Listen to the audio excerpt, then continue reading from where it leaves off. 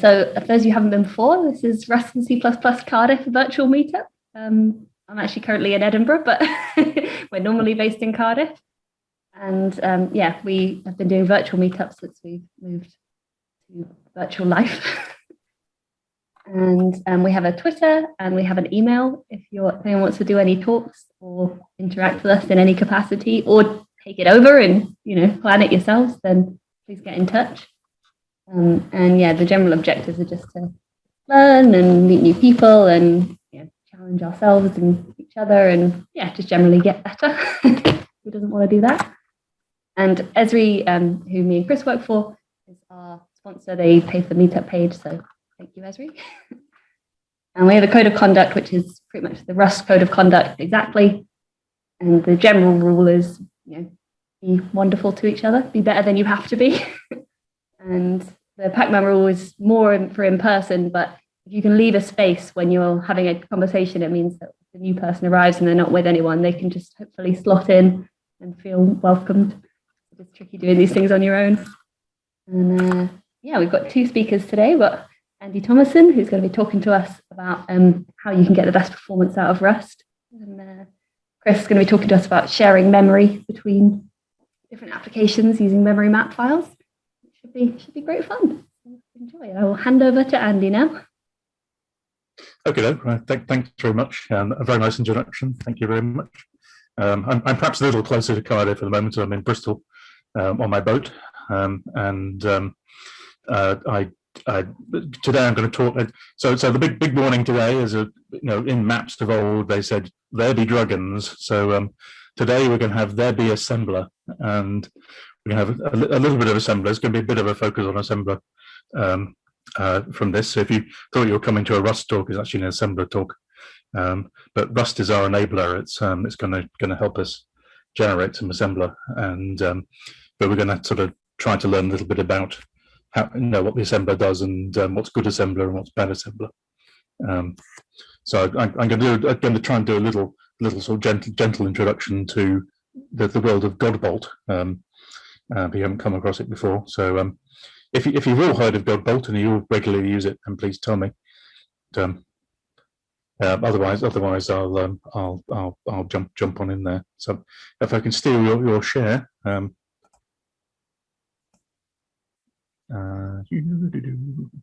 Got to find the right actual desktop one. Right, so can you all see that? I'm hoping it's sharing the whole screen. So here I am in Godbolt, otherwise known as Compiler Explorer, and Godbolt's one of these people who's become a verb, and you've achieved sainthood if you become a verb. And I'm going to Godbolt it the same way you might Google it, and it's very, very common in the sort of performance world. If we want to have a look at our code and see what it does, then we go and Godbolt it, and it kind of helps you play around with lots of different things. Just try out some Rust code if you need to,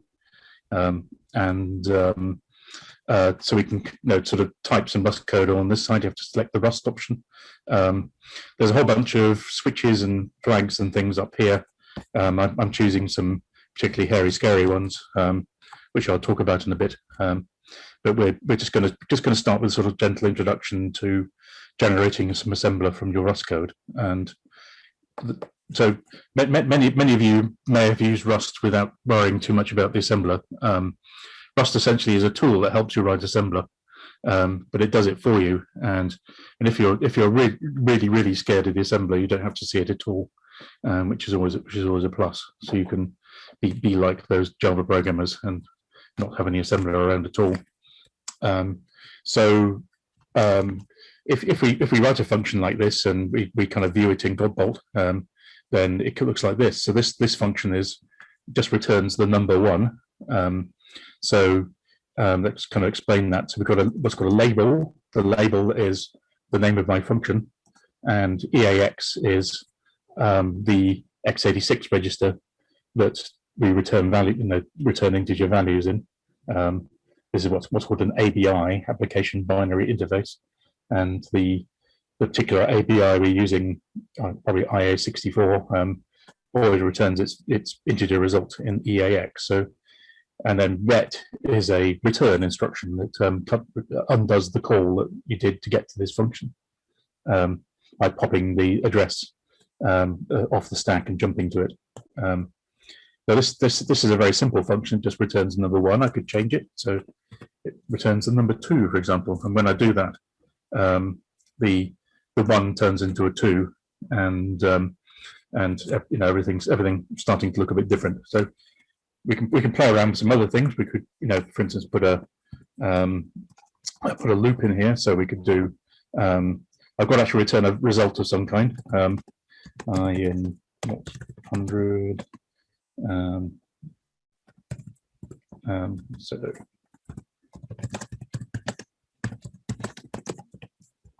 and so just writing a regular oops plot. There we go. So I've written some kind of regular Rust code. With the luck and the following wind, I would have mistyped anything. Right, there we go. So what happened there?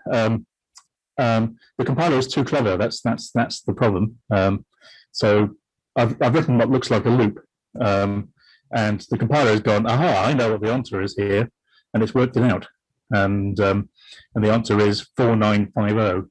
So the compiler's been clever, and it's worked out that all this stuff I've been doing here is you know, gives a particular answer. If I sort of start if I do something like that, for instance, then the compiler may not have a rule for that. Oh, it has got a rule for that. Okay, it's probably got a rule for everything. Let's see if we can find something it hasn't got a rule for. Let's try and change the upper bound.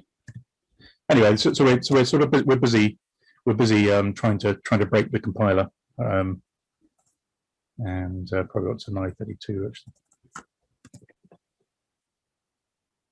And oh yes, now we managed to fool the compiler a bit more. So there's still no loop there. It's all gone away, but it's struggling a bit now to calculate this loop. It needs to have a multiply instruction. So this is an arithmetic regression. It knows about arithmetic regression, so they're kind of a bit too easy. But if I kind of mix it up a bit for it, then I'm sure we'll actually eventually get a loop. Oh, no, it's too clever for that as well.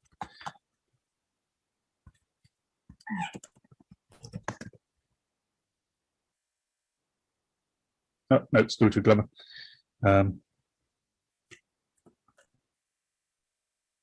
Anyway, so I'm going to fail to actually try and generate a loop.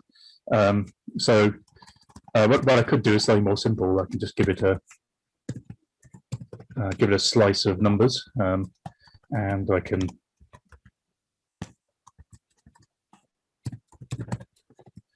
add up all the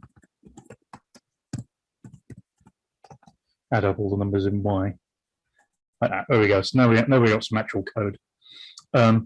So with these hairy, scary optimization options on, then it'll do what's called vectorized code.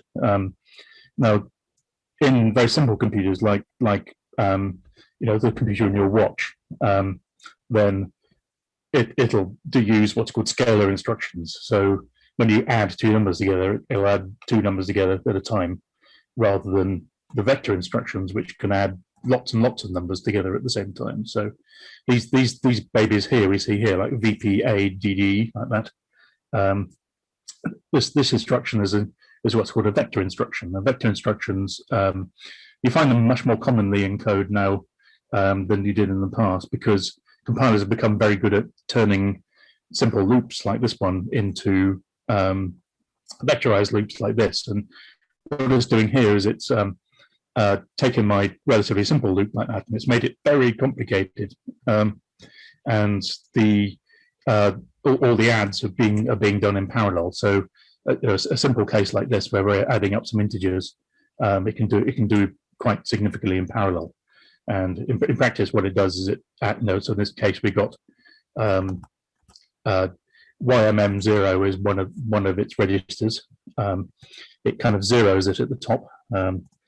So X of M0 and YMM0 are actually the same thing. So it kind of zeros a register, then adds lots of things to it. So it adds things to YMM0 4 times in this case. It also adds things to YMM1 4 times. And this sort of complicated formula of what it does with these instructions is designed to allow the computer to run at full speed. What we can't do is do instructions back to back. So we can't do, if we took this instruction and put it next to this instruction, that would be a bad thing, because the computer takes some time to run each instruction, and if they get too close together, they get a bit worried, and they start going a bit slower. This is latency. I've got pigeons on my roof now. So the latency slows your program down. So in practice, this isn't the worst thing that's going to happen to your program. The worst thing that's going to happen to your program, our next speaker is going to talk about, which is the I/O speed. So most programs just can get murdered by I/O speed, particularly if you're using regular files. And so I'll leave the next speaker to talk about that. The next problem is memory speed. So memory is quite slow, and set my timer running. There we go. So memory is quite slow. I'm relying on Ciara to prompt me if I start running over time. So memory is quite slow. In practice, most programs are completely limited by memory speed rather than the CPU speed. So no matter how clever code we generate like this, then in practice, it's always going to be dominated by the memory speed. So unless you're doing something really complicated in here with the CPU, it doesn't involve any memory. So not using any lookup tables, not accessing memory, certainly not calling any functions, and just doing maths. And so if you're calculating a sine or a cosine or something like that, then you can probably just about get away with it. It'll take long enough to calculate that sine or cosine for the memory not to hold you up. But almost everything else, the whole thing is going to be held up by the speed of the memory, unless you're lucky enough to be operating on the same small block of memory in a very small space, in which case your caches will hide a lot of that speed from you. So does anyone have any questions about assembler and memory and speed and things along the way? So I'm assuming you're perfectly happy with all this horrific stuff I'm showing to you. So let's dive deeper into the maelstrom. So I've made this little program here, which is basically a series of 6 benchmarks, and this is the benchmark code. I know there are things like criterion and the feature test and all these other things in Rust for you, but I'm doing some very simple testing. It's very simple benchmarking here. Instead of calculating a complicated statistical function of the time something takes, I just use the minimum time something takes. And the reason for that is that the minimum time is the only time you actually care about, because that's the time taken where Zoom hasn't interrupted your program flow. So as we speak, Zoom is running on one of the few threads of my little laptop. I've only got 4, and I've only got 3 threads to play with. All the stuff I'm showing you here is single-threaded, so things go faster if you start multi-threading and using Rayon and other such things. But for the moment, I'm just going to keep it to a single-threaded. So this is a little function that times things. It does it by using instant now and elapsed, which basically give us, in this case, nanoseconds, and I convert those into picoseconds, which when we're interested in ops per second, we're usually interested in picoseconds rather than. And in practice, we're actually more interested in how many cycles it takes to execute things, because when computers get hot, they execute fewer cycles per second, and the temperature of the computer has quite a profound effect on the speed of execution of the code as well. So yet another thing that's going to slow your program down. So ideal program performance is almost never achieved. In practice, we're limited by something, and in real world situations, you're usually limited by someone else rather than something else. and because there's always some part of the program you can't get to go faster because someone's sitting on it. Like a black box library you've got, and you can't change it anyway. So let's kind of start with the first of my little programs. So I made this code is self-documenting. So if you read I'll polish it up and publish it, and you can kind of then read the documentation. So the documentation, if I cargo doc this, I'm not sure it actually works at the moment, but yeah. So if I do cargo, and it has to be nightly, I'm afraid, for reasons I'll explain in a second. If I document it and then get cargo to open the browser, then you can kind of see the documentation for each of my functions. So my function, I've kind of documented the functions by putting the output of the function in as an example, and so this will kind of show you what this particular function does. You can also look at the source of the function like this by looking at that. In this case, the source is very small and the output is quite large. So kind of back to the code. The actual code here is just a straightforward vector add loop in Rust. If you don't know much about iterators, then the iterators I'm using here are, so iter_mut basically gets the next value from a vector. Zip will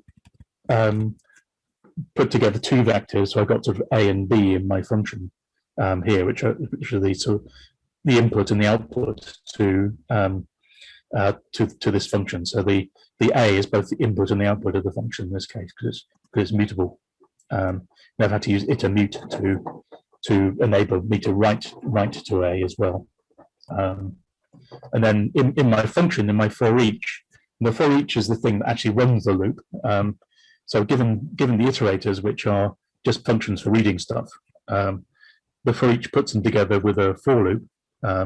Actually has a for loop inside the poll, inside the next of the iterator of for each, or for each will actually run it, and create a little loop inside itself, which then runs the iterators, first running the zip and then the iter_mut here, getting the data and doing stuff with it. So in practice, it's just a for loop, and by the magic of the compiler, it removes all the constant parts of that, just like it removed half my.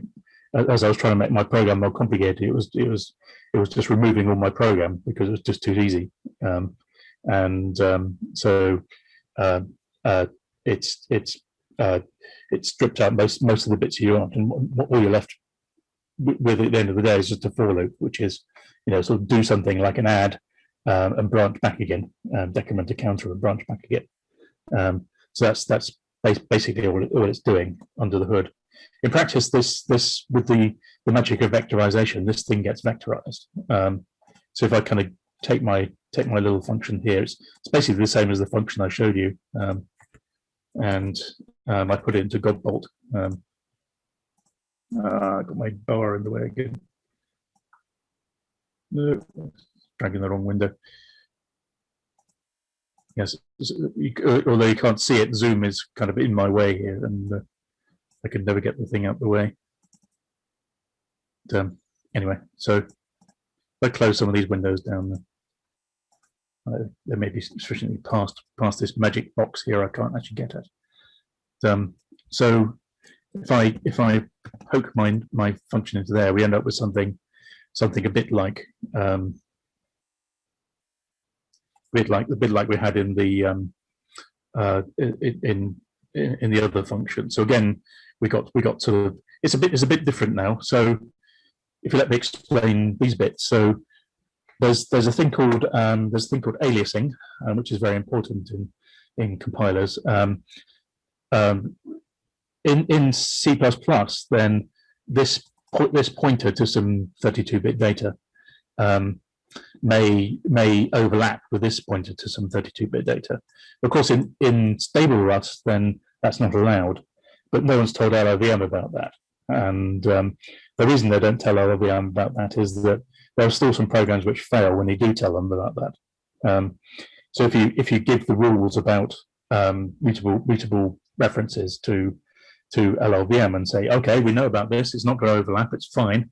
Then LLVM will still fail in a number of situations. And there's a sort of documented list of about 5 or 6 bugs in LLVM which still haven't been fixed, and potentially hundreds of other bugs as well, which, if we made the assumption that 2 pointers don't overlap, even though a mutable and a immutable overlap, which they theoretically can't in Rust, but may actually do in practice, then a lot of code breaks. So this bit of code here tests whether the range of those pointers overlaps, or the range of those 2 slices overlaps. If it doesn't, when we get the fast loop, which is this bit of code here, what we got here is we're using YMM0, which we've probably zeroed somewhere, maybe not. No, we don't need to do that because we're not adding up a loop. We're adding up 2 vectors. So we load from one of the vectors, maybe A. We load from A, and we do that 4 times. We do that 4 times because we can. It's kind of good to do it 4 times because the CPU doesn't want to put one of these. It doesn't want to put one of these YMM0 instructions right after another YMM0 instruction. That's bad because the CPU isn't ready for it then. So you have to kind of wait about 4 cycles for the CPU to be ready. And this is what GPUs does. GPUs work exactly this way. Every instruction you give to a GPU actually runs it about 4 to 16 times, and in parallel as well. So GPUs produce code very similar to this. So we load up a YMM which can contain 8 separate floats. It's going to load 8 of our F32s all at once. We're going to add them together, and because we've got blocks of 4 of these, that's 32 lots of floats. We add them together like this, and then we store them here. So store them back into A. So RDI here is A, for instance, and so we add it from A and we store it back into A. This isn't the absolutely best code you could write for a number of reasons, but I won't go into that. But it's effectively it's pretty close to optimal as you can get. It's as good as LLVM does anyway. So you could do better. So I'll give it sort of 7 stars out of 10. So it's produced some quite decent code. And what's more is we haven't had to write a single vector instruction here. All this is done just by adding 2 numbers. So as far as we're concerned, we're just adding 2 numbers together. In practice, all this complicated stuff has been generated by the compiler. So by allowing the compiler, particularly sort of things like opt level 3 and target CPU native and this kind of stuff, and target feature AVX 512F, which should let me do even more operations per second, but for some LLVM reason why it doesn't. So if I had an AVX 512 instruction set, I'd be able to do these in batches of 16, not just in batches of 8. So this entire loop actually does 64 floating point adds per every time it goes around the loop. So it's doing a fair amount of work. So I'll kind of I run some timings now and kind of show you my first loop and how fast it is. So you need to run these several times because particularly when I'm running Zoom, then everything's going to be running a lot slower. So so we haven't done too badly. I'll run it again just to see if we can prove that. So we're doing like what's got 561 picoseconds per iteration. So that's not bad. That's quite a good lot of. So that's like 501 picoseconds per floating point add, and isn't bad. In practice, we're probably quite significantly slowed down by the memory. I can speed that up enormously by tweaking some parameters. So if I shrink the number of times I do it down, for instance, then now it's only taking 200 picoseconds per operation. And the only thing I've done is made it do fewer operations. It's still doing the same number of operations, but each operation is a lot faster when the memory processing is smaller. And this is because the memory is slowing us down. And the bigger the amount of data you process, the more the memory will slow you down, and kind of almost exponentially. And because eventually you start using more and more expensive memory as you or more and more inexpensive memory per byte as you need more of it. So making the loop smaller makes it work faster. I'll explain these other ones if I get a chance to come to them.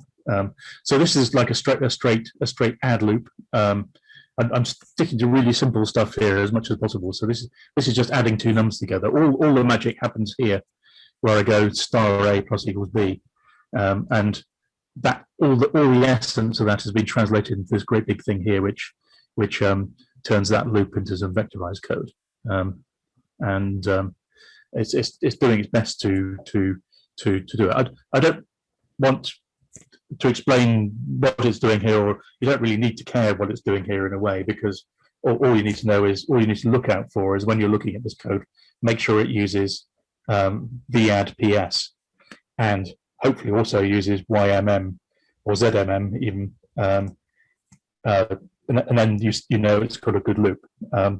If the loop doesn't look like this, it's a bad loop, and you can train the old neural net in the head to tell a good loop from a bad loop with time. So you'll kind of learn by looking at code performance and seeing what's a good loop and what's a bad loop. There are tools which will kind of analyze it for you, but they're not actually very helpful. In practice, you've got to train your brain to do it. So anyone like to ask any questions on the way? And anyone dare to ask any questions? So I'll press on anyway. So let's go to a slightly more complicated loop. So that's an example of adding two vectors together, which is actually a very simple case. Then we have the problem of how do you sum things? How do you up a series of numbers? So this is like a sum. This is what I call a naive sum, which is kind of like the naive vector addition we did earlier. So when you kind of add things up, then there's kind of a problem with Rust. Rust is a bit too literal. It kind of or rather sort of a lot of the Rust language developer people are a bit too literal, and they say, oh no sir, you can't add up numbers in parallel, you have to add up numbers sequentially, and then it will produce the same result. So this whole business of undefined behavior comes into the equation.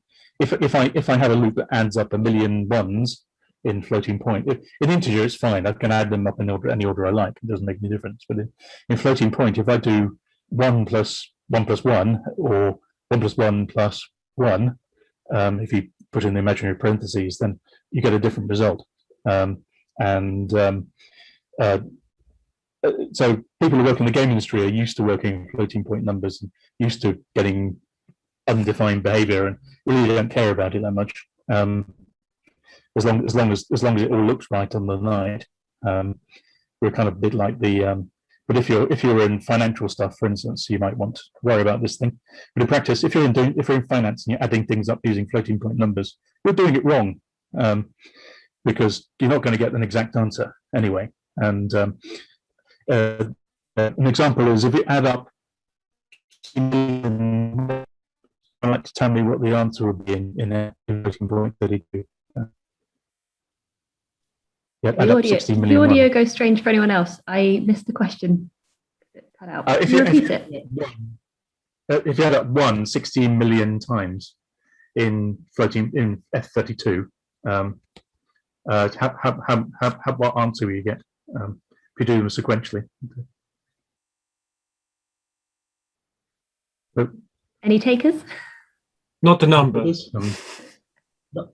It's not 16 million anyway. So you get about 8 million. Maybe slightly bigger number. It stops adding 1 to the number once the number becomes so big that you can't add 1 to it anymore. So floating point numbers, you add them together so many times, and then you can only add 2 to them. Then they become bigger so that you can only add 4 to them to get them to change, because 16 million plus 1 is still 16 million in floating point arithmetic. So adding numbers up sequentially is a daft idea anyway. um, and then anyone who knows floating point arithmetic won't do that. However, Rust is very literal, and if I do a sum of 16 million numbers, it will dutifully go away and add them up sequentially like this, which is both this is the bad code. So VAD SS is the bad instruction. XMM0 is the bad register. So when you see your code looking like this, although it's doing 8 of them at a time, it's still not great. In practice, because the memory is so slow, you won't notice. So it's only when you start doing complicated things like calculating sines and cosines does it sort of really matter to you, because the memory is only running at sort of, well, conservatively like 64 gigabytes per second, and you're processing an awful lot more than 64 gigabytes of data per second here.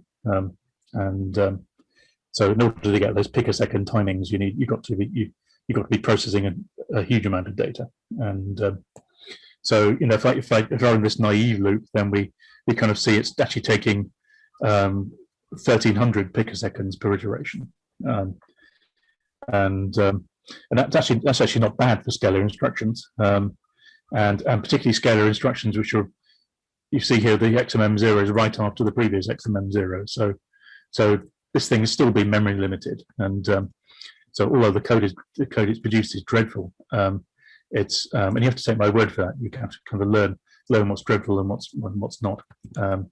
And there are tools which will help you do that, but I'm not going to go into that today. So this thing produces dreadful code because of that rule. Now, there is a get out of jail free card for this. Again, if you're writing games, you usually use a mode called fast math, and Rust doesn't really support fast math.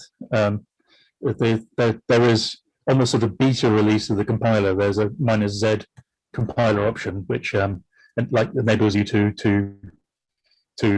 blanketly set on fast math like you would in a game company. But a game studio would do that. But the Rust world is far too timid for that. So, but we do have an intrinsic, which kind of helps us to do fast addition. And actually, it doesn't do addition any differently from the non-fast flavor. But what actually happens is it kind of relaxes LLVM's rules about doing things sequentially, and then allows the compiler to do things in parallel. So all we have to do to that naive sum is to use the fast add intrinsic. And although it doesn't actually do anything different on a division add basis, it gives to use the code. And if you kind of look at our thing down here, and look at the time it's taken, 73 picoseconds to add each of those 3 numbers, which is quite good. And this is quite a good case, because reading from x86 memory is quite fast, but writing to x86 memory is incredibly slow. And the reason for this is historical. When Intel first made their multiprocessor systems, they allowed, so my internet connection has got unstable, so it may not be good. So they allowed they didn't allow the processor to write two processors to write variables in particular order. So they didn't allow the processor to write variables out in a different order to the order you wrote them. You wrote the code in. This is called sequential consistency. So Intel writes are all sequentially consistent, but ARM write, for example. So modern CPUs tend to not have that for a good reason, and that's because it's really slow. So writes on x86 architecture are maybe 10 times slower than they need to be. So writing to memory is a lot slower on x86 than it is from reading from memory, and that's part of why our loop here is quite a lot faster. So I can kind of take that code and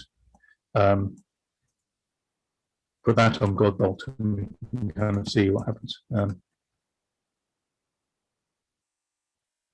Oops, compilation for us. It may not even work on Godbolt because I probably can't use that. I also need a feature, which is, again, they're really trying to discourage you from using these things. So I need core intrinsics as well.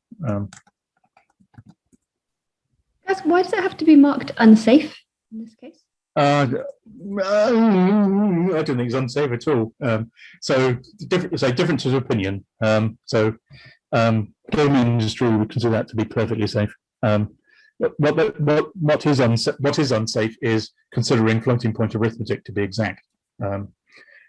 That's as my wife would say, she's a scientist, and when you go into the lab, her motto is assumption is the mother of all fuck ups.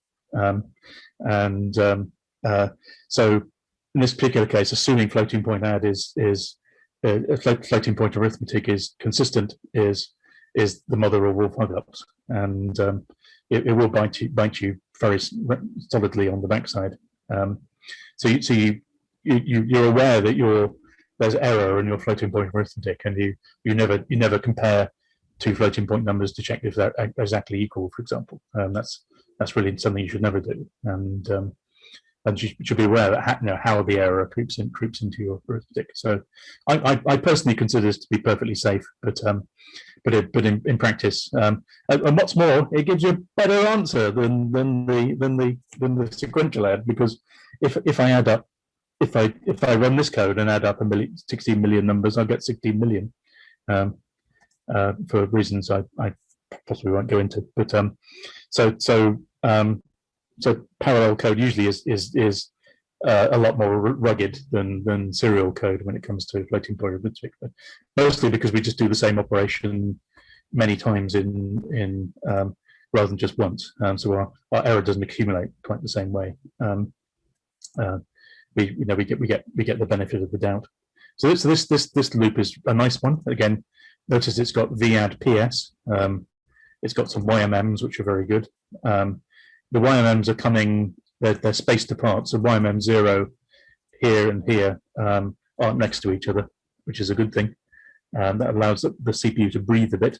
There's a pipeline which runs when you're doing these calculations, and the pipeline has to have some time for it to finish this previous calculation before it does the next one.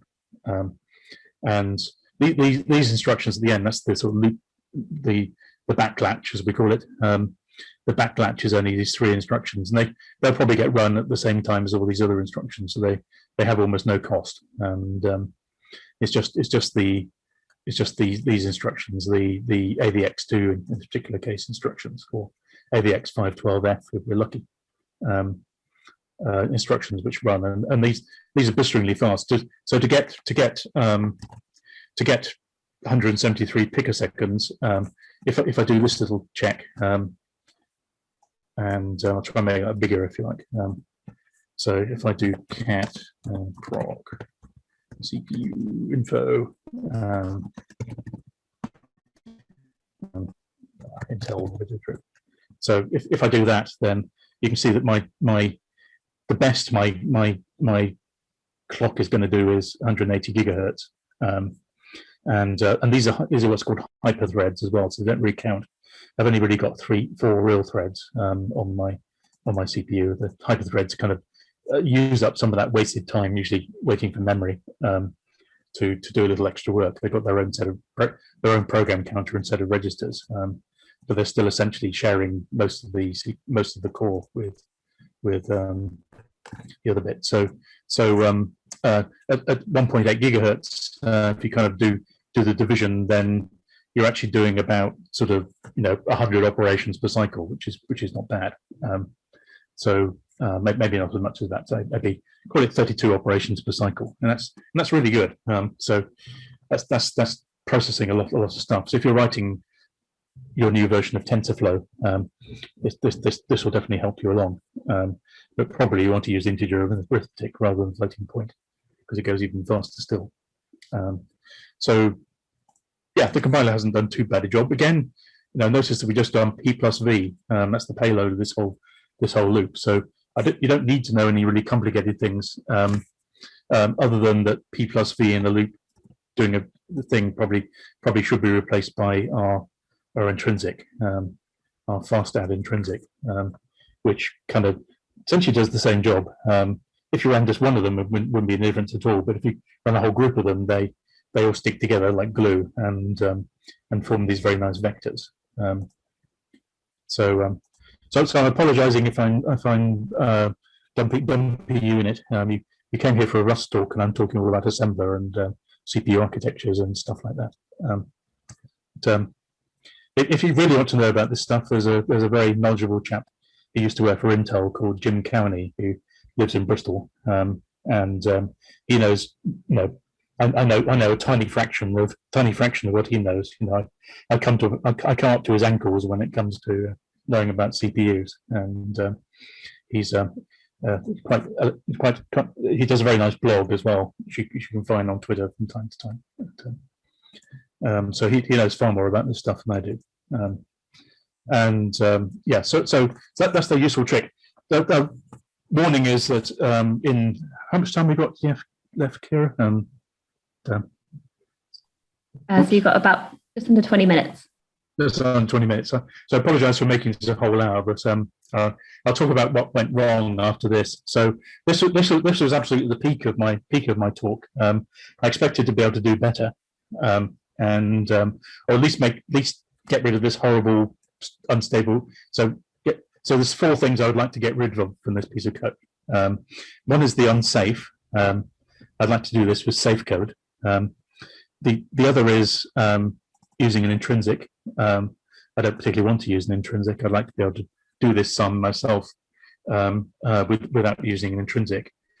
And the other one is I don't want to have used nightly and a feature that only runs in nightly to build this code. So what I want to do is write fast floating point libraries I can give to anyone, and they don't have to have a sort of hot rod compiler in order to build them. So these are my attempts to kind of get as good as this. So unfortunately, I never really quite got it as good as that. And this kind of simple loop with the fast add really is the canine testicles, and I can't really do any better using stable Rust.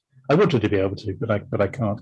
I probably could have written some inline assembler, but that's probably not stable either. So definitely not stable. And so how can we improve this? Well, this is my first attempt at doing that. So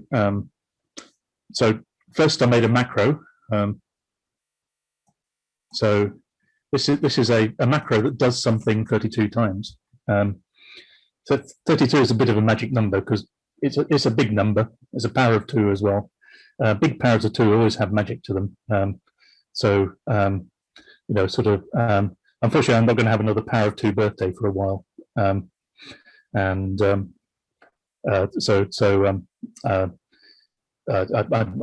going to be blessed with any more of these. They become quite rare as you get older.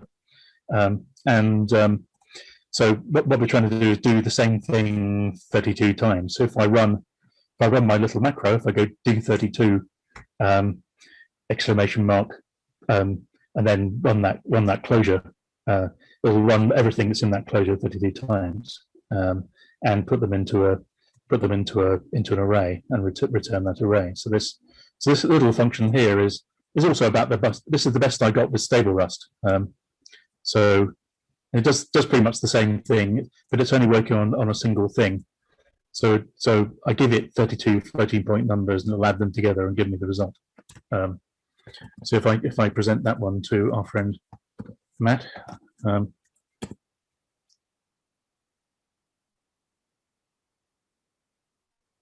So I'm getting an error. Oh yes, I don't have the macro. That's probably a good thing to add. Apologies for the macro being so long. The formatting tends to get a bit carried away.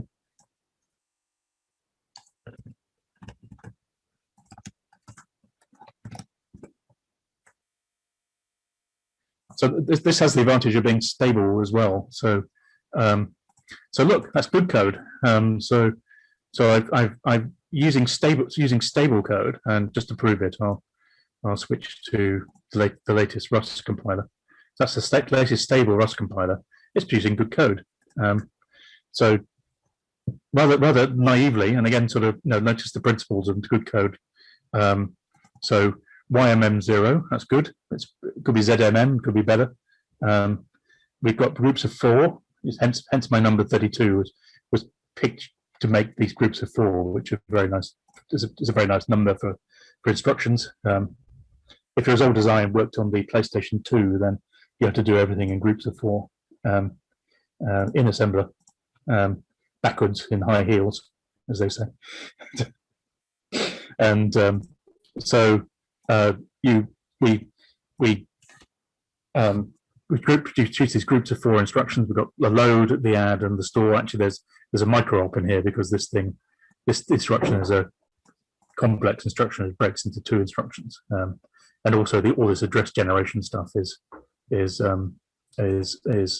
effectively micro ops as well. But essentially, these are 12 meaningful operations. The these are upper at the end. Well, that's kind of a convention in the ABI that says, I've used some YMMs, let's turn them back into XMMs by zeroing their top halves. That's for compatibility with very old code, which doesn't really exist anymore. The V0 upper kind of instructs the CPU to forget about the top halves of our big registers. These registers are 256-bit registers. The big ones, the 512 registers, have 512 bits, and personally, I'd quite like my registers to be as big as they come, but you start losing some benefits after a certain size. So these things kind of swallow up big blocks of numbers, add them together, and spit them out again, which is kind of what we want to do with our fast loop. So using this kind of method, we can construct a function which, when we call it, does a fast operation with no intrinsics in sight, no unstable code in sight, no bad stuff in sight generally. So we can do stuff similar to the loop unrolling. However, it went wrong after this. So I tried to put that function into a loop. So this was my attempt at making a fast and stable loop. Essentially, what I got here is a chunk size is 32. I'm going to swallow up 32 numbers at a time. I'm going to essentially sort of turn. I'm going to do, instead of adding all the numbers in my vector, I'm going to turn it into a matrix. And each of the rows of my matrix has 32 numbers in it. Then I'm going to add up the columns of my matrix.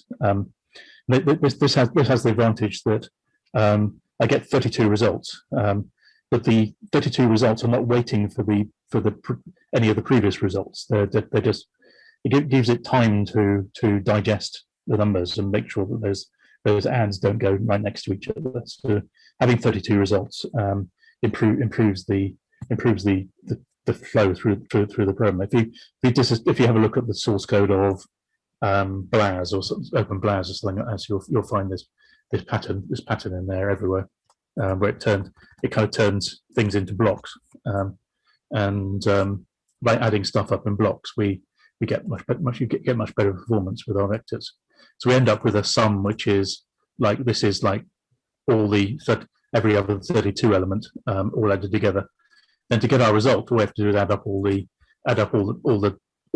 elements in this one vector, and that gives us the final sum result. So that's kind of what we do. So we turn our adds into vector adds.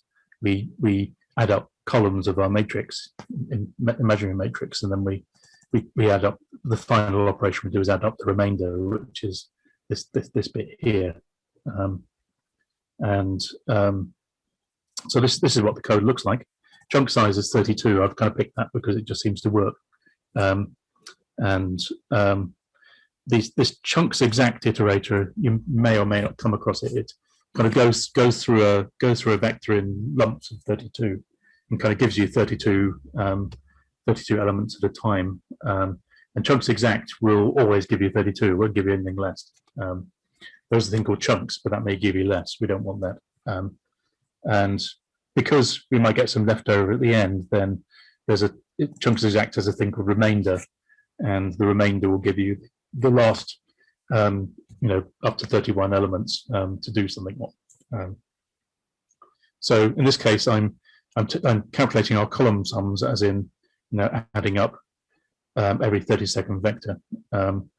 That gives us a vector, which is an array in this case of numbers, and then the column sums. Then I can add them up to give me the total of my column sums. So that gives me the total of most of my data, but I've still got up to 31 elements left. So I just need to do a fairly straightforward sum on those remaining 32 elements, and that should give me my answer. I've cheated a bit in the example because all my examples are powers of 2 long, and so this bit of code never actually gave it run. But it's sometimes worth thinking about if your vectors are relatively short compared with your block, then this may actually take longer than that. So think about your remainder block, because that may take longer than your real block if you're not careful. And then the result is total plus remainder. So the remainder is the last 31 elements, or 31 or less elements. Total is the total of the 32 wide matrix. So the last row of the matrix may be incomplete. So I was hoping to kind of get because of the success I had with the previous function that vectorized really nicely, I was hoping I was going to get something like that in this loop. But unfortunately, when I run it in the compiler, then, and I haven't worked out why precisely yet. So if you know stuff about LLVM, then I will eventually figure it out. But it requires a lot of poking around in the innards of the LLVM to figure it out. So unfortunately, the code it generates is less than perfect. So as you can see, this is not good code. So to start, we've got these vperm instructions. Then we're using XMM registers, not YMM registers. We've got some YMMs, but it's not doing a very good job with them. This loop looks very scrappy. So although that's kind of better than the naive sum, it's still not very good. So LLVM has failed us in this particular case. So what I hoped was translating the very nice code I was getting from the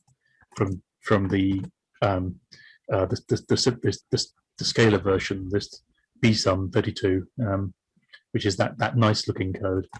It actually turns it into some pretty horrible code. It's still not terrible. So if I run it, so I don't run the scalar code, but if I run the C faster sum, I don't have it there, possibly because I'm not calling it that anymore. So it's actually a faster sum in this, but that took 97 picoseconds. So actually it's not bad, but it actually starts getting quite a lot worse when I increase the. So it wasn't bad. I'm not conceding complete defeat there. So let's give it some real work to do and see how quick it is. So yeah, so it's not bad. It's 284 picoseconds versus 263. So I'm a bit of a perfectionist, and I worry about those picoseconds. But it hasn't done a bad job. So it's if I put this in a library and put it out on Cargo, put it out on crates.io, then at least it would add up things faster than the regular sum does, and you could get some benefit out of that. But being a bit of a perfectionist, I would like to see those better instructions in there. So maybe I was thrashing myself with a stick last night when I realized I couldn't get the perfect code, but I'm getting reasonably close to that. So again, I then tried various other things. So the next thing I tried, I've got a little bit of time. Do I have a little bit of time left, Ciara? Yeah, 5 more minutes. Right, so I'll introduce you to packed simd. As a result of all this, I've ended up getting signed up onto a committee again. So there's a thing called the SIMD working group, and I'm going to join their ranks and hopefully get this thing over the line. So this thing started off as a crate called PactSimd, which kind of the latest incarnation, it was actually called PactSim 2, because the original maintainers of PactSim disappeared from the face of the earth, and no one can do a PR anymore. So I guess so this got renamed as PactSim 2, so people can maintain it, and now it's called CoreSimd. So it's becoming part of the standard library. So it's migrated into. Oops, I'm running the wrong browser. Anyway, so it's migrated into the Rust standard library. So, but only on the very most bleeding edge version of the compiler at the moment. So, on the most bleeding edge of the compiler, you can do this kind of trick. I'll show you what it looks like in Godbolt. Actually, I can't do this in Godbolt because Godbolt doesn't have the library. But I've written the same loop here, but I'm using PactSimd to do that. I'll try and wrap it so you can kind of see what's going on here. So I put some curly braces in, and you might be able to see it a bit more clearly. So this is the bit of code I care about. So start with this thing called from slice unaligned, and that'll use a load. That's the load instruction, which loads the data from memory. So this PactSim crate gives me an F32 times 8 vector, which gives me 8 lots of 32 32-bit floating point registers, and I can load up 8 of them at a time with this thing. Then this thing called Splat, what it does is, Splat gives you all zeros, and it gives you a vector full of zeros. It's like having an array of zeros essentially, and so that will give us an array of zeros. This thing will kind of load up a load of those, and I can just add that to the previous. So fold has like previous and value, and you can kind of read the documentation if I hover over it. So it kind of adds the previous value to the current value, and then operates on those and gives you a scalar result at the end. The scalar result in this case is actually a vector of eight numbers. So compiling this didn't do too badly either. So my PactSimd version actually was quite competitive with the fast sum variant, but at the expense of some readability. So this stuff is a bit alien to people. If someone came along and looked at this stuff, and it's almost as bad as the assembler. It's not as bad as the x86 intrinsics, which is how you used to have to do this stuff. But it's still pretty horrible looking. It'd be kind of nice not to have to use this stuff. But at the moment, for the moment, you do. And also, if you want to do something much more complicated, like trig functions and things like that, then you really have to use this kind of thing.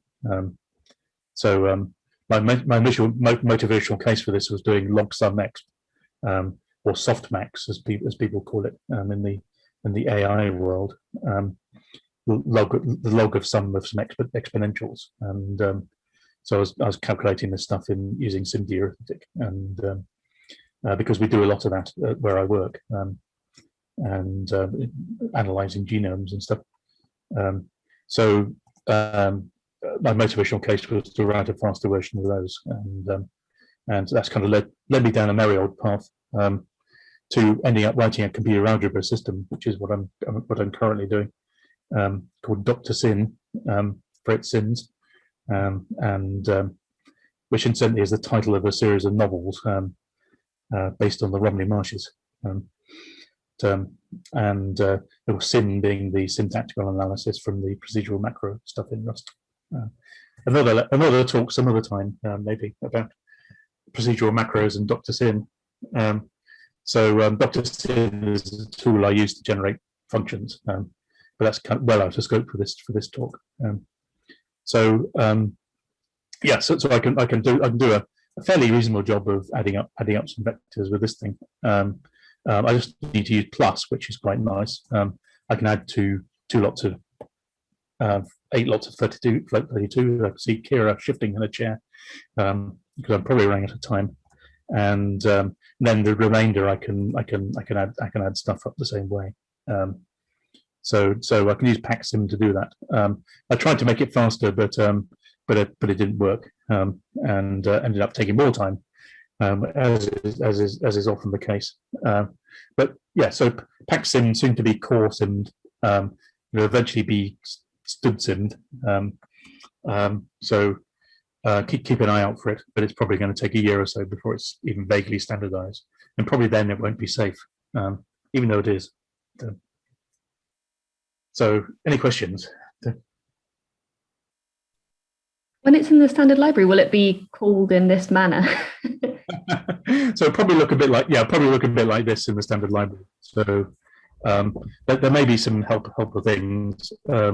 You can just do arithmetic on these things, which is kind of what happens when you write GPU code. It just kind of adds a vector to a vector, even though it looks like a scalar, and similar kind of case with these things. You can kind of hide the fact you're doing a vector operation by using pluses and minuses and times and things.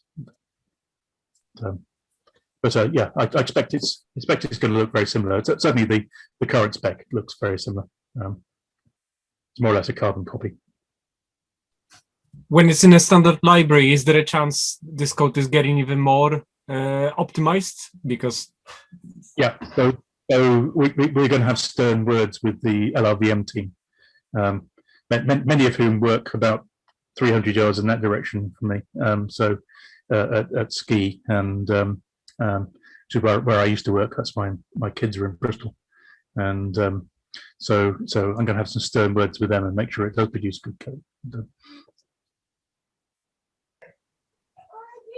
So I have a question also about the code that you said. So the code degenerated with macro, and you said you were having bigger hopes about it, right? And yes. So you said you have a plan on figuring out what went wrong with it, even though it not necessarily did, right?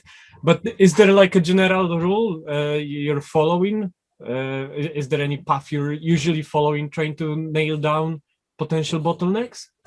Yeah. So so the trouble is I'm an old dog, and I kind of know what I can look at code and say it's good or bad, and not everyone can do that. And but the reason how I found out whether code was good or bad was mostly by doing PC sampling on code. So if you're kind of learning what's good code and what's bad code at the start, then use PC sampling.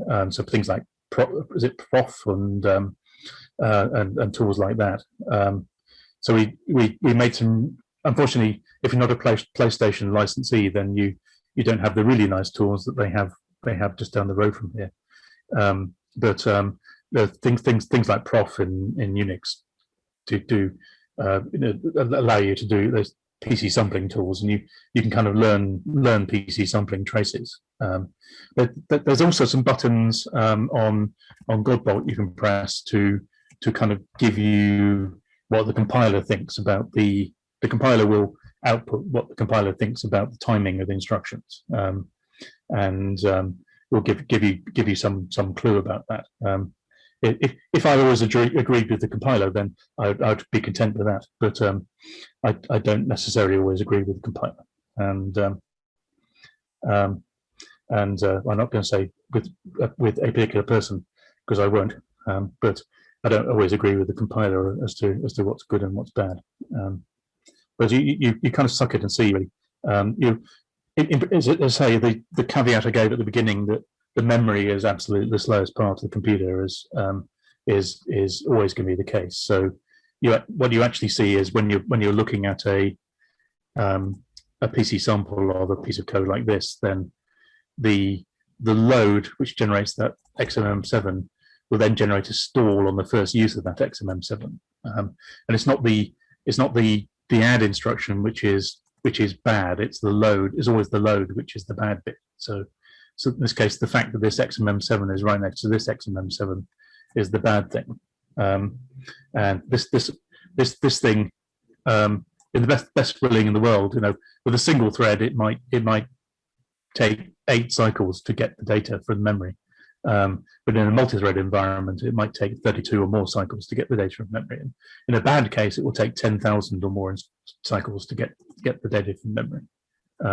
If you have to do a page reload or something like that, then the real worst case of this is tens of thousands or even millions of cycles. The operating system may hove into view and run some code while it's doing that. The memory absolutely is nearly always the slowest thing. So if you can make your data smaller, the reason I'm using F32 and not F64 is it's half the size of F64, and you get more than twice the performance out of the memory as a result. Yeah, so you use PC sampling tools. There used to be VTune. I think you have to pay money for that now. And prof and all that set of things, and just kind of learn to spot what causes what. Experiment, play around with stuff. But generally, all profiling tools do is tell you you have a loop which is running slowly, and you know that.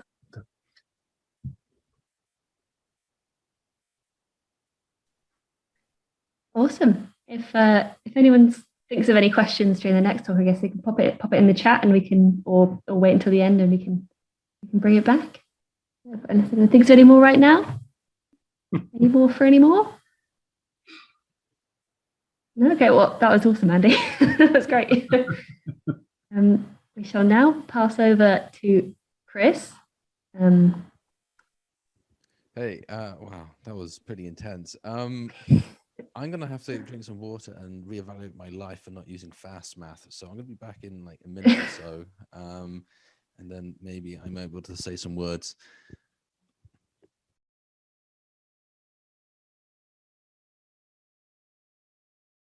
That is very reasonable.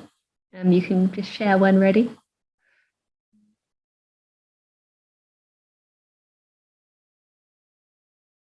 In the meantime, yeah, if you want to go get a beverage or a snack,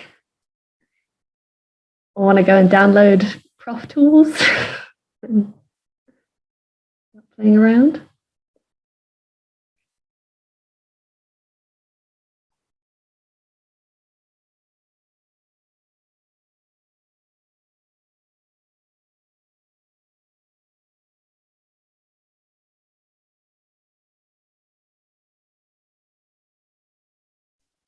Wow, has everybody been totally silent while I've gone? That was ridiculous. They took your lead and went to go and get a drink themselves, I think. Oh, okay, well, that makes sense. And also think about how they haven't been using fast math as well. Yeah, I'll tell you what, you learn something new every day, that's for sure. All right, well, let me figure out how to share my screen. It's been a while since I've done this, actually.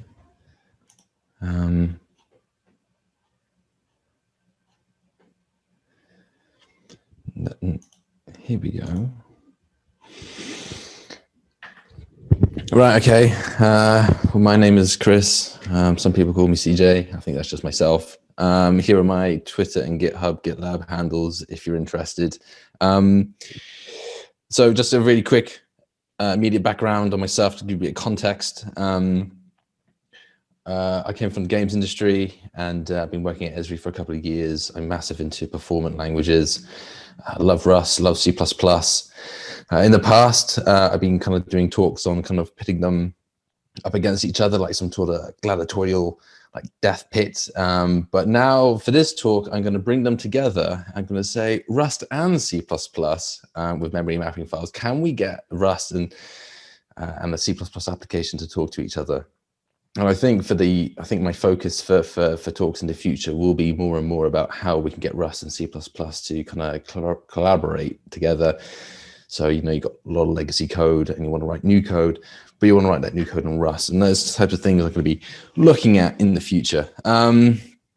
So yeah, so with my talks, you know, I'm not the best orator, so I kind of welcome people to heckle or shout in, because it helps break up the monotony of my voice, but also the kind of chaos of the situation means that my naivety isn't so apparent. Okay, so what this talk is really about is how independent programs can communicate with each other from the perspective of C++ and Rust, a practical application. So I'll go for the triple title there. So this talk kind of comes about from the fact it's something I actually had to do quite recently, and I learned quite a bit from it. So I just want to kind of share, you know, my experience with doing it. Maybe you might be able to do something similar, or maybe you're an expert and you can tell me and others the best way to do it. Okay, so the problem that I was faced with was to debug 3D geometries without editing the rendering code. So we've got like this old application. I need to get into and figure out how it's presenting some geometries, but I can't edit the rendering code. So what's the solution? Well, create a separate independent renderer that communicates with the first program that I want to debug. So there are multiple ways of kind of doing this, but I thought that the easiest way, and you know, you can shout in if you can think of an easier way, the easiest way, not necessarily the best way, but the easiest way is to use a memory map file. So this, I'm just going to quickly, you know, talk about what is a memory map file to make sure we're on the same page. Then I'm going to go through and kind of talk about my implementation of that, and then some things that I kind of learned about along the way. Okay, so a memory map file is effectively a file that you would use on your disk, but it's held in virtual memory instead. So that means you got faster access to it because you're not asking the operating system to access the disk and kind of get that data back from you. It's already there in memory. Andy earlier on said I'll be talking at depth about this. I am no expert. You will get a better explanation on Wikipedia, but I'll just give you the talking points, that's for sure. So yeah, it's a cross-platform approach because you're just dealing with files, you're just dealing with byte data. You can do this in any language really, or any platform. It's kind of safe. Of course, you know, that always comes with an asterisk. You know, it's safer than accessing memory directly. That's for sure. And then what you can do with it is you can sync periodically your virtual file in memory with the file on the disk. So you're not constantly writing to the disk. You can do it when you want to, or not at all. It's kind of up to you. So just a couple of cons with memory map files is that they're limited by the system's address space. So, you know, if you're writing, you know, one for DOS, if you can, then the size of the virtual file is going to be a little bit less than what you can do on 64-bit operating system. And like I said, you know, it's a little bit slower than direct memory manipulation, but I believe it's a bit safer. So with that kind of like, with that background in memory map files, has anybody got any questions? That's great. Okay, cool. So implementation. So this is kind of how I've kind of created this tool, and I kind of approach talks from a practical point of view because it's because I'm not really expert enough to kind of talk about it from an academic way. So what I've used for C++ is Mio. Oh yeah, I should probably say that the application that I want to debug is written in C++, and the application that I want to show these 3D geometries is the debugger application. Yeah, I've written it in Rust because it was easier and faster to get the graphics libraries up and running.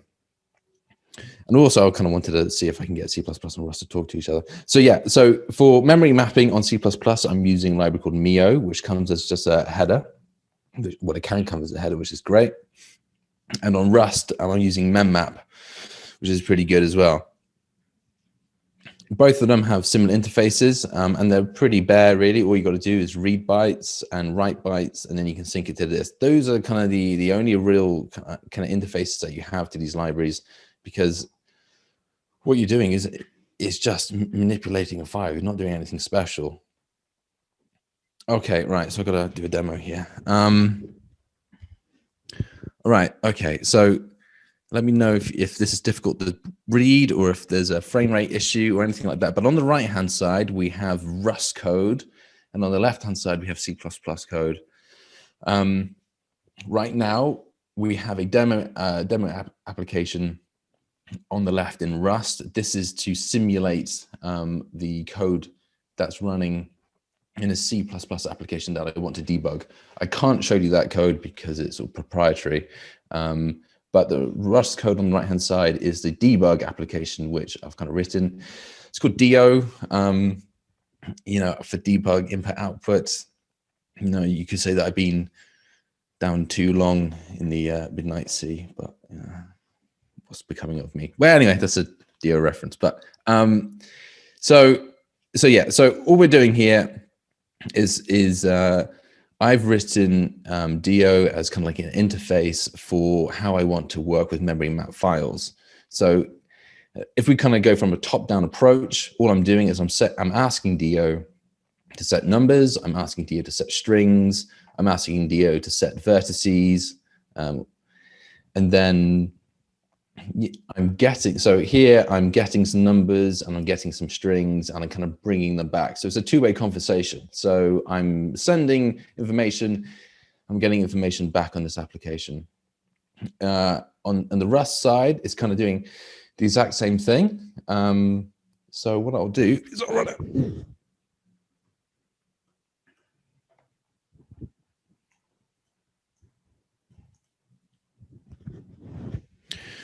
Right, okay, so we got our debug renderer here on the right-hand side, and on the left-hand side, we've got the console of the C++ application that we kind of want to debug. Now, you notice that it kind of sped up there. It's because I'm not using any time-synced animation or anything, and I think that the buffer got filled up on the console, which is why it was running a bit slow. So here we've got some values kind of coming in. So if we looked at the C++ code, we were kind of sending in some vertice data, and we're kind of animating that. So we're kind of seeing that pretty good. I mean, like, I don't know how that kind of looks on stream, but it's performing pretty well. So the other things that we can do here with DO is that we can change values, and that's kind of pushed backwards and forwards. So here we're changing a slider here in a debug application. You kind of hook that onto anything you want. So, and then we've got, strings as well, which is, pretty handy. So that's kind of like the crux of kind of like this kind of tool that I've got. So let's kind of just take a little bit deeper look into the actual interface that I've got for these memory map file libraries, and then we can kind of understand how they kind of put together a little bit more. So it's probably easier if I look on the C++ side. So the way that I've approached this is because you're just dealing with a byte stream. One of the biggest problems I've had actually was with concurrent editing, because the program that I want to debug is heavily multi-threaded, and that kind of raises some challenges. So when you might do a byte stream, you might kind of have a byte value that could say, oh, this is a string, and then you kind of write the length of the string, and then you kind of like read all that memory in. It's like, oh, this is my string. However, because of the application is running on multi-threads, it doesn't actually know at what point to do that, because it could overwrite itself. So it could be writing to the same file at the same time, at the same location in that file, and then you'll be losing information. So the way kind of got around that was, instead of using like atomics or any sort of kind of like threading flags or semaphores, is to kind of create a fixed memory map where everything is offset, and then you've got the idea of these registers, which the developer can then kind of push those register values in, which is what we kind of saw here with getting the number at register 0 or setting the number at register 2. And that kind of gets around with the concurrent issue. So with the multi-threading overwriting. If anybody's got any better ideas, I'll be more than happy to hear those, and we can discuss those. So all right, so how does it actually work? Well, in the case of Mio, all we're doing is we're just making a memory map sync. That file has to exist on the actual disk itself before it gets promoted into virtual memory. So here it is here. And all it is just a bin file with a bunch of this memory map data that I want. So this is the structure that I wanted it in. So once it's in it, initialized, then we can just kind of hook onto it. So if you look at set string here, all we're doing is we're just saying to the memory map offset position. So I'm just kind of calculating the offset position of where I want this value to be stored based on the register and the size of the value that I'm storing, etc. And well, I'm just getting the index position in that, and I'm just setting that value. And that's kind of it, really. Mio will kind of handle the rest. If you want, we can kind of dive down deeper into that, but I won't do that unless people are interested to do so. So again, really, it's just an issue of just kind of like, managing all this byte stream and kind of figuring out where to put things and stuff like that. So on the on the Rust side, so we've got something here, but we're using memmap. So I needed to make sure that I duplicated the memory map here in Rust. And here, can I find, new, so memmap, right? So so we're using memmap new, just creating a new memory map, we're passing in the file on the drive where we want it. We're making mutable because we want to add, we want to read and write from that. And that's basically it as well. And all we got to do here is, if I find a place where we're writing to, again, here we're doing, just getting the index position of that byte, kind of like byte array, byte stream, and just kind of setting that bytes. So that's kind of it really with kind of how it works. It's pretty simple. It just kind of requires quite a lot of work on the developer side. So what do we got here? Yeah, so like I was saying, I'm using a fixed position byte stream in order to kind of fix the kind of concurrency issue. I'm using continuous pulse and updating. So it's kind of reading and writing through.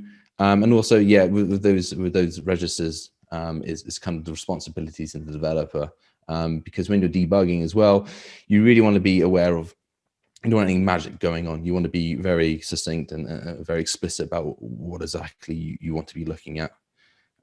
So in conclusion, memory map files was actually a new thing for me. I don't know if it's a new thing for you or not, but it's a pretty handy tool for my quiver.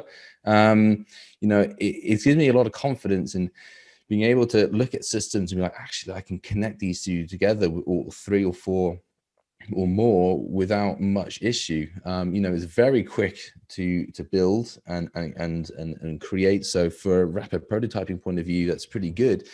If you link in the idea of like decoupled teams, so maybe you're working on an extreme programming project and somebody's working on some sort of legacy C system, and then somebody wants to come along and write something new in Rust, and then you've also got God forbid, a Python team as well, and you kind of all 3 of you are trying to work together, but you can't use one single application. You've got 3 independent systems who are kind of doing their own thing, and you want something quick that they're kind of maybe pulsing on a regular a regular time. Then memory map files is certainly a solution that I would be considering. Okay, well, that was it really. And that was not as intense as Andy's, but any questions, I'll be happy to answer them.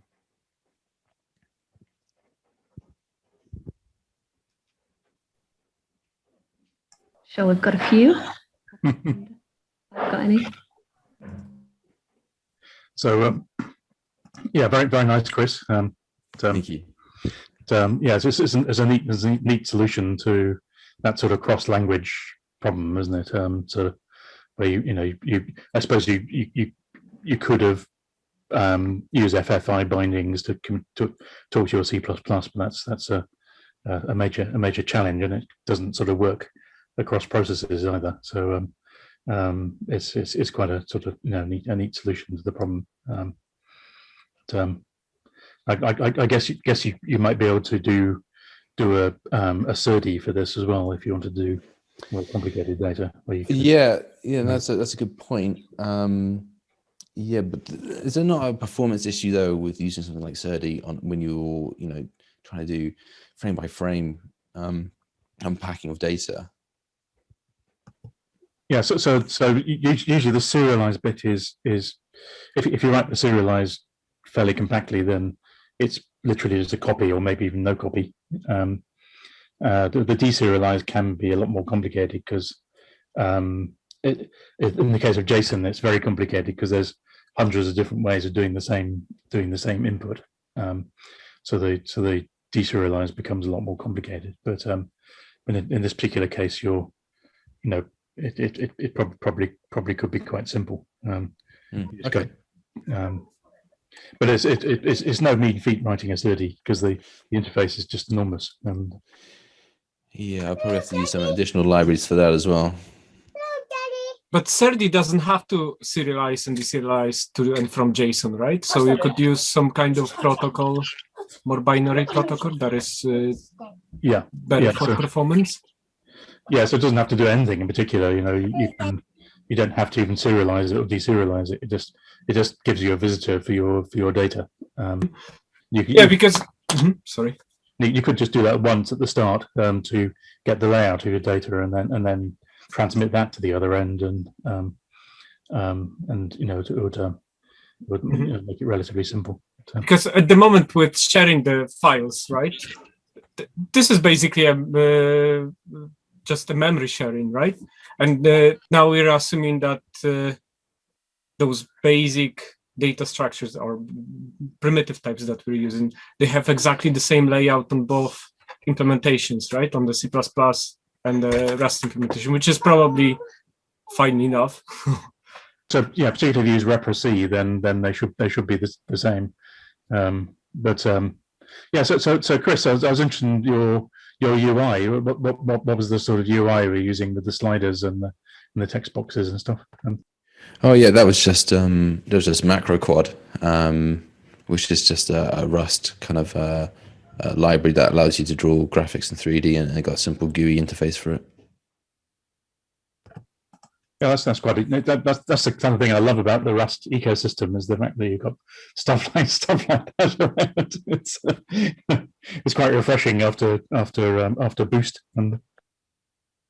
Yeah, which is one of the reasons why I wanted to write this debug application in Rust, because it'd just be so quick and dirty. I didn't want to spend a lot of time on this. So it is quite powerful in that regards.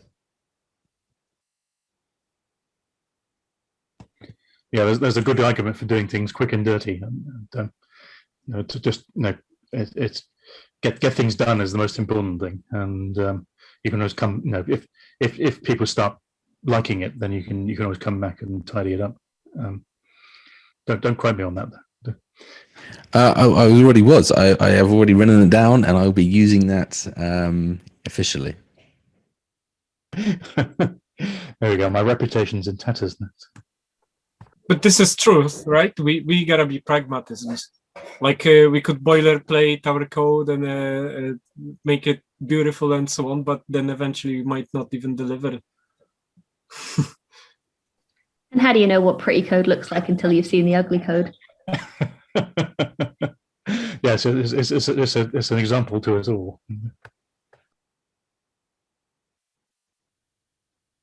Okay, well, there's no other questions regarding what I had to present. Then I will stop my screen share. So who do you work for, Chris? Just out of interest. Are you able to say that? Or, vote for? Did you say? Who do you work for? Work for? Yeah, I work for Esri as well as Ciara. Sorry. Right. doing games and. No, we develop mapping software, GIS software. So I came from the games industry into that because it kind of uses similar skills. Okay, thanks very much. That was very good. Thank you. Yeah, that was great, Chris. Chris is also one of the co-organizers of this very meetup, so you want to hear more from Chris in the future. He will no doubt be speaking again. Does anyone have any questions for either of our speakers this evening, or any just comments or general chat?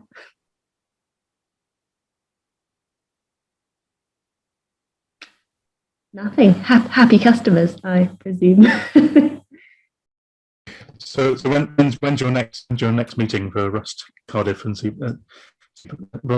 Cardiff, Rust, and C++? That's a good question, Christoph. Chris, I don't think we've actually decided yet. We did mention at some point it's gonna be bi-monthly, right? I think. Yeah. So July will be the next one, and yeah, we'll send out info. We'll try and get the date out slightly earlier than we have done in recent ones, and let people know in advance. Not sure what turnouts will be like in summer, whether people, I don't know what the situation is with holidays and things. The thing is, with remote, it's not that bad, right? Because even being on holidays, you can just connect. Good point. I guess people joining here are the ones who are enjoying it as well, right? So you can do it during your free time. See people with like a beach in the background, sipping margaritas. And definitely sharing the view as well. So I think we all definitely want to be in Spain on the beach at the moment. Yeah. Thank you, Chris, for mentioning macro quad. I only heard of Berry, but Berry sounds quite heavy. Yeah, so I don't know if you're aware of the page Are We Game Yet, which is where a bunch of Rust libraries are kind of promoted to cover all the different aspects of developing games, including graphics and audio and things like that. So if you're not aware of it, I highly suggest Are We Game Yet? But yeah, macro quad is something that I've been using for a little bit recently, and mini quad is like a lower level version of macro quad. Which has been quite nice to do some more kind of customizable kind of shadery kind of stuff. If you don't want to go any lower than that, which I recommend. Yeah, thanks for that Are We Game Yet link. That looks pretty good. Yeah, there are several RV something here. There is RV PGPU maybe, or the general GPU yet? Are there RV IDE yet? RV machine learning, or RV something about machine learning yet? Yeah, there's a bunch of them. There's also like RV Web Yet as well. Let me see if I can find that, and I'll post it in the chat.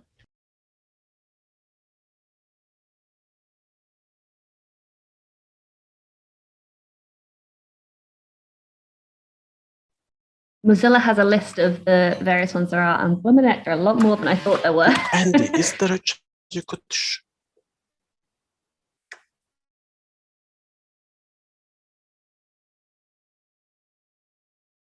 The only one of these I've looked at is Are We Game Yet, but there's tons.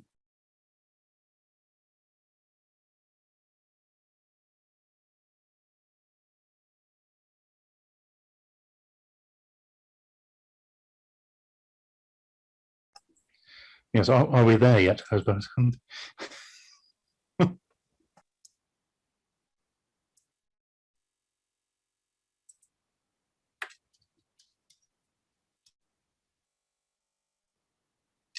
Andy, is there a chance you could share your code of about the fast defaults and the intrinsics somewhere, please? Yes. I've done it as a GitHub repo, so I'll share that, and hopefully the docs will read really well. So, but just treat it like a scrapbook of ideas.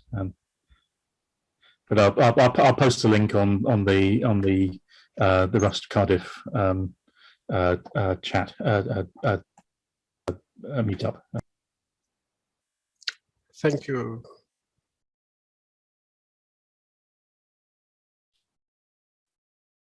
Right, and with that, do we want to wrap it up? And anyone got any more questions for our speakers?